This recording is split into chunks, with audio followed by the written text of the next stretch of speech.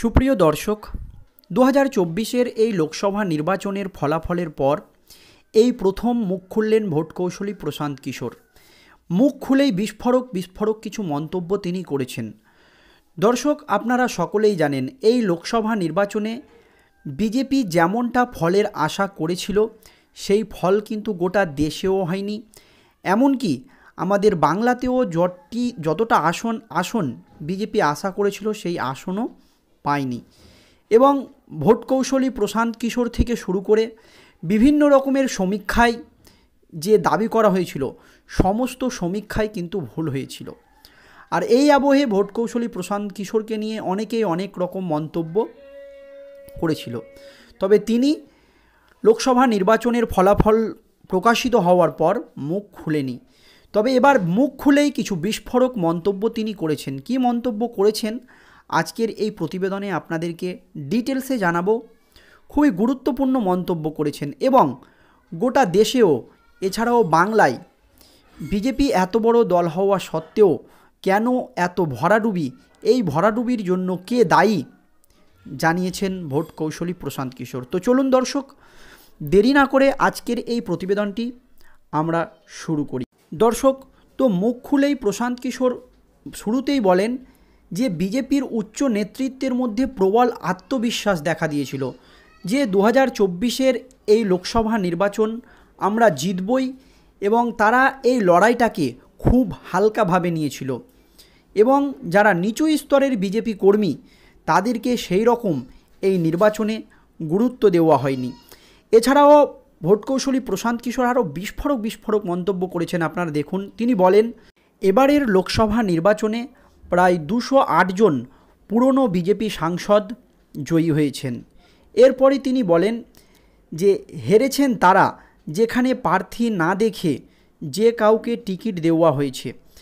প্রার্থী বাছাইয়ের ক্ষেত্রে কিন্তু গলদ ছিল বিজেপির। যারা পুরনো বিজেপি কর্মী, যারা বিজেপির সঙ্গে ছোট থেকে জড়িত রয়েছে, বা বিজেপি দলটা যখন পশ্চিমবাংলায় ছিল না তখন যারা বিজেপিকে এনেছে সেই সমস্ত ব্যক্তিদের গুরুত্ব না দিয়ে যে কাউকে টিকিট দেওয়া হয়েছে, এটা তিনি মনে করেছেন কারণ হিসাবে। আর এই কারণটাকেও তিনি গুরুত্ব দিয়েছেন। এবং পশ্চিমবঙ্গ, বিহার ইত্যাদি জায়গায় যে ধরনের প্রার্থী দেওয়া হয়েছে তার কারণেও কিন্তু হেরেছে বিজেপি। এবং তিনি বলেন বিজেপি জানতো এবং তাদের অভ্যন্তরীণ একটি সমীক্ষাও প্রকাশিত হয়েছিল যে কোন প্রার্থী হেরে যাচ্ছে, যে কোথায় কাকে ক্যান্ডিডেট করলে কে হেরে যাবে, এই কথা কিন্তু বিজেপির নেতৃত্ব জানতো। কিন্তু তারা অন্য একটি চিন্তাভাবনা নিয়ে ফেলে। কি চিন্তাভাবনা? যে প্রধানমন্ত্রী নরেন্দ্র মোদী যেখানেই সমাবেশ করবেন সেখানেই জয় হবেন, এবং ক্যান্ডিডেট দেখে নয়, প্রধানমন্ত্রী নরেন্দ্র মোদীর মুখ দেখেই হবে এই লোকসভা নির্বাচন। এমনই মনে করেন বিজেপির হাইকমান্ডরা বা বিজেপির যারা উচ্চ নেতৃত্ব এবং কেন্দ্রীয় নেতৃত্ব। আপনারা জানেন বাংলায় তৃণমূল থেকে যোগ দেওয়া তাপস রায়কে প্রার্থী করেছিল বিজেপি, হেরে যেতে হয়েছে। এই নিয়ে বহু ক্ষোভ প্রকাশ হয়েছে রাজ্য নেতৃত্বের এক শ্রেণীর নেতাদের মনে। এছাড়াও দিলীপ ঘোষকে তার কেন্দ্রে প্রার্থী করা হয়নি। এবং আপনারা জানেন রেখা পাত্রর মতো একজন মেয়েকে হঠাৎ করে প্রার্থী করে দেওয়া হলো। এই সমস্ত দিকগুলো কিন্তু পর্যালোচনা না করেই কিন্তু বিজেপি এই সিদ্ধান্তগুলো নিয়েছিল, এবং বিজেপির যারা পুরনো কর্মী তাদেরকে কিন্তু গুরুত্ব দেওয়া হয়নি। এই কারণটা তিনি প্রথমেই ব্যক্ত করেছেন।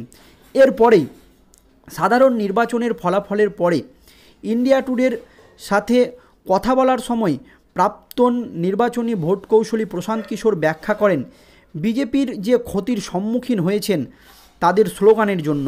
স্লোগানে লেখা হয়েছে 400 পার করছে এবার বিজেপি।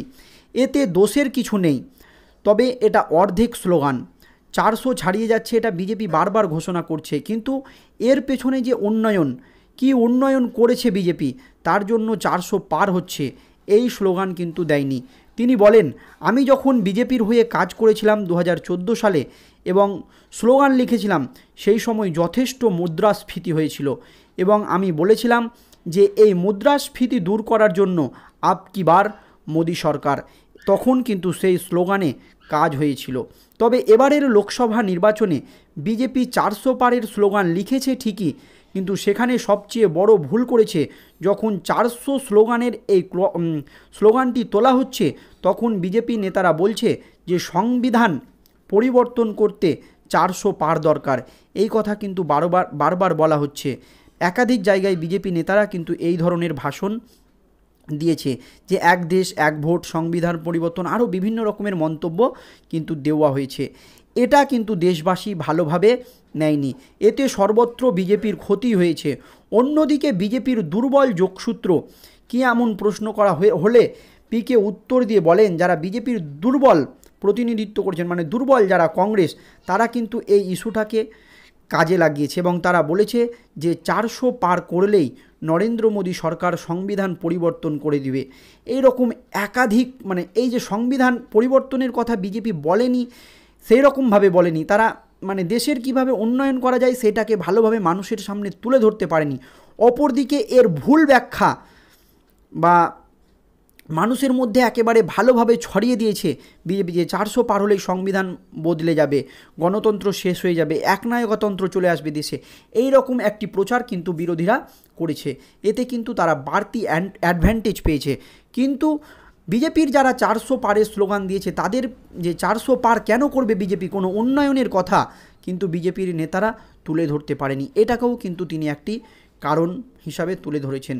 এছাড়াও প্রশান্ত কিশোর আরও বলেন যে বিজেপি এবং প্রধানমন্ত্রী মোদির যে বিরোধীরা যে প্রধানমন্ত্রী নরেন্দ্র মোদির বিরোধিতা করেছেন এবং তাদের উদ্দেশ্য ছিল যে আমাদের যে কোনো উপায়ে থামাতে হবে, মানে বিরোধীদের উদ্দেশ্য ছিল যে প্রধানমন্ত্রী নরেন্দ্র মোদীকে যে কোনো উপায়ে থামাতে হবে। আপনারা জানেন যে বারাণসীর আসনে 2014 সালের তুলনায় পিএম মোদির ভোটের ভাগ মাত্র 2% কমেছে, কিন্তু বিরোধীদের ভোটের শতাংশ তিনি বলেন যে 20% থেকে প্রায় 41% বেড়ে গিয়েছে বিরোধীদের ভোটের ভাগ এই বারাণসী কেন্দ্রে। কেন বেড়েছে?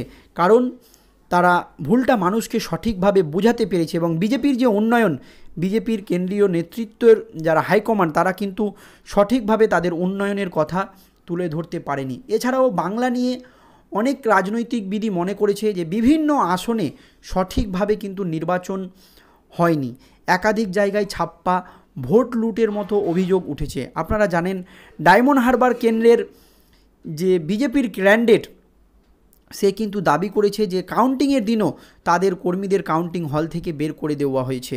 এইরকম কিন্তু গুরুত্বপূর্ণ এবং মারাত্মক অ্যালিগেশন কিন্তু শাসক দলের বিরুদ্ধে বাংলা নিয়েও এসেছে। এছাড়াও যদি আপনারা দেখেন, এই যে গুরুত্বপূর্ণ যখন অ্যালিগেশনগুলো আসছে, তখন কিন্তু এই সমস্ত কর্মীদের বা বিজেপির কর্মীদের পাশে কিন্তু দাঁড়াতে দেখা যায়নি বিজেপির উচ্চ নেতৃত্বের, এবং নির্বাচন কমিশনও এদের বিরুদ্ধে কঠোর পদক্ষেপ করেনি। এটাও একটি কারণ হতে পারে। তো এই সমস্ত কারণের জন্যই তিনি মনে করেছেন যে বিজেপির এই ভরাডুবি অবস্থা হয়েছে। ধন্যবাদ দর্শক।